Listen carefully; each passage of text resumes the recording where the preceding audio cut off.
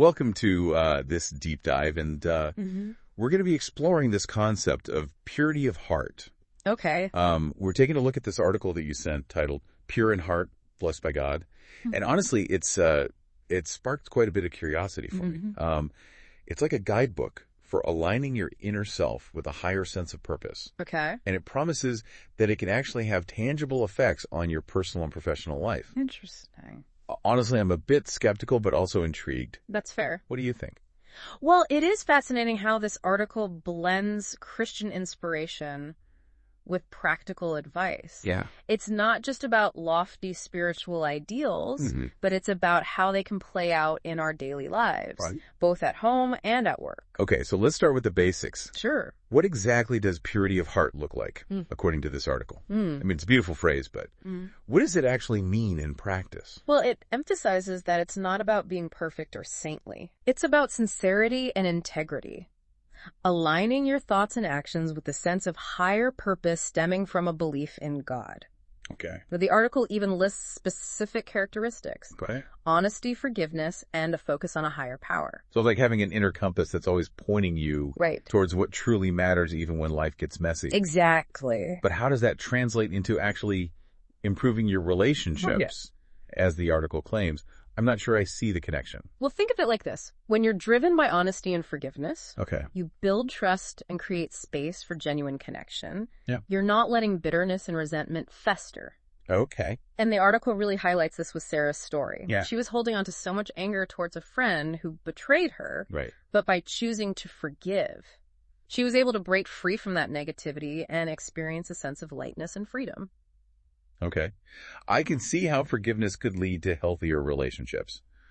But the article also claims that purity of heart can have a positive impact on your work life. Now, that's where I'm really skeptical. Okay. How can something so internal affect your professional success? Well, the article uses the example of David, a financial advisor who was pressured to compromise his ethics. Okay. Instead of caving, he stood by his values. And you know what? What? It actually led to increased trust from his clients and even a promotion, his integrity, which the article ties to his pure heart, ultimately became an asset in his career. Okay, that's an interesting example. But what about those who don't work in fields where ethical dilemmas are so apparent? How does this purity of heart translate to, say, a more creative field? Well, it's about approaching your work with authenticity. Okay. And a commitment to excellence driven by a desire to contribute something meaningful to the world. Okay. Imagine a musician, for instance. If they're creating music solely for fame or fortune, it might lack depth and soul. I see. But if they're driven by a pure heart, a genuine desire to express their artistry and touch people's lives, that passion will shine through in their work. That's a great point. So it's not just about avoiding unethical behavior, but about infusing your work with a sense of purpose and passion that comes from aligning yourself with a higher ideal. Exactly. But honestly, I still struggle to understand how this pure heart translates into tangible results. The article talks about blessings like seeing a greater purpose in everyday life, receiving guidance and wisdom, even experiencing inner peace. Yeah. But isn't that just wishful thinking? Well, the article actually uses a passage from Exodus, Okay. where Moses asks to see God's glory. It suggests that while we might not physically see divine intervention, a pure heart can help us perceive God's presence and guidance in profound ways. It's like our perception shifts, and we start to notice the synchronicities, the little miracles that we might have overlooked before. So it's about developing a heightened awareness, a sensitivity to the subtle ways in which a higher power might be working in our lives. Exactly. But honestly, I tend to be a very practical person. I like concrete steps and actionable advice. Does this article offer any guidance on how to actually cultivate this pure heart? Or is it just a matter of hoping for the best? It's not just about hoping for the best. The article does offer 5 specific steps. Okay. But I think what's really crucial is this idea of daily prayer or reflection as a way to cleanse and guide your heart. Okay, I get that prayer is important in a religious context. But what about those of us who don't necessarily identify with a particular religion? Can we still benefit from this type of reflection? Absolutely. What would that even look like? Think of prayer as a form of communication with something greater than yourself, whatever that may be. Okay. It's about taking time to quiet your mind, connect with your inner wisdom, and perhaps even seek guidance from the universe. Okay. It could be through meditation, journaling, spending time in nature, anything that helps you tune in and listen. That makes sense. Yeah. It's about creating space for introspection and connecting with something bigger than yourself. Right. However you choose to define that. But the article also emphasizes forgiveness as a key step. I can see how forgiveness can be beneficial.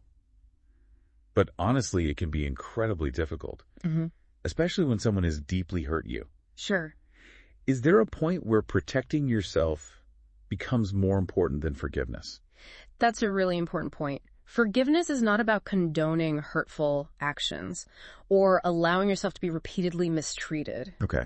It's about releasing the grip that anger and resentment have on you. It's about choosing to let go of the pain so that it doesn't continue to poison you. I appreciate that clarification. Yeah. Holding on to anger does feel toxic. Right. Like it eats away at you from the inside. Yeah. But let's say you've made the decision to forgive, but you're still struggling to actually let go of the hurt. The article mentions journaling as a helpful tool. Right. Have you found that to be effective? I've tried journaling in the past, but I often struggle to stay consistent. Journaling can be incredibly powerful, even if it's just for a few minutes each day. Okay. It allows you to process your emotions, gain clarity on your thoughts, and even identify any negative patterns that might be holding you back. One technique I've found helpful is to actually write a letter to the person you need to forgive. Yeah. Expressing everything you're feeling. Oh. You don't have to send it. The act of writing it out can be incredibly cathartic. That's a great suggestion. Yeah. Definitely going to try that.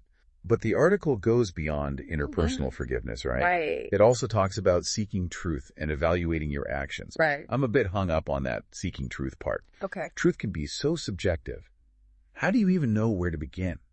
What if what you believe to be true is actually just your ego talking? That's where discernment comes in. Okay. It's about learning to distinguish between the voice of your ego, which is often driven by fear and self-preservation, and the voice of your intuition, which is connected to a deeper wisdom. Okay. It's not always easy, but the more you practice tuning in and listening to that inner voice, the easier it becomes to recognize its guidance.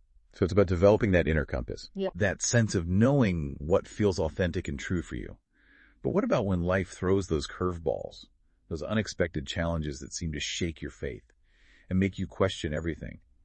Can we really find those moments of grace and divine guidance Right. when we're dealing with grief, loss, or disappointment? Those are the times when it can be the most challenging Hmm. to maintain a sense of trust and faith, but it's also when it's most crucial. Okay. The article touches on the idea of surrendering to a bigger plan, trusting that even in the midst of difficult circumstances, there's a higher purpose at work. Surrender is a tough concept for me. I like to feel in control, like I'm actively shaping my own destiny. Letting go and trusting that things will work out, even when everything seems to be falling apart. Feels almost passive. How do you reconcile that with the idea of personal responsibility and taking action to create the life you want? It's not about being passive. It's about recognizing that we're not always in control. It's about surrendering the need to micromanage every aspect of our lives and trusting that there's a wisdom at play that's greater than our own limited understanding. Okay. It's like being on a ship in a storm. You can fight against the waves and try to steer the ship on your own, or you can surrender to the flow of the current, trusting that it will eventually guide you to calmer waters. Okay. I can see how surrendering might actually be a form of empowerment, a way of letting go of the struggle and trusting in a higher intelligence. Right. But how do you actually cultivate that trust? Especially when you've been through difficult experiences that have left you feeling jaded or disillusioned. It's not about blindly believing everything will be perfect. It's about choosing to believe that even in the midst of darkness, there's a light guiding us. It's about finding those glimmers of hope, those moments of grace that remind us that we're not alone, even when it feels like we are. So it's about actively seeking out those reminders, those experiences that reinforce our faith and help us maintain a sense of trust even when life gets tough. Exactly. But what does that look like in practice? Sure. What are some tangible things we can do to cultivate that trust and surrender?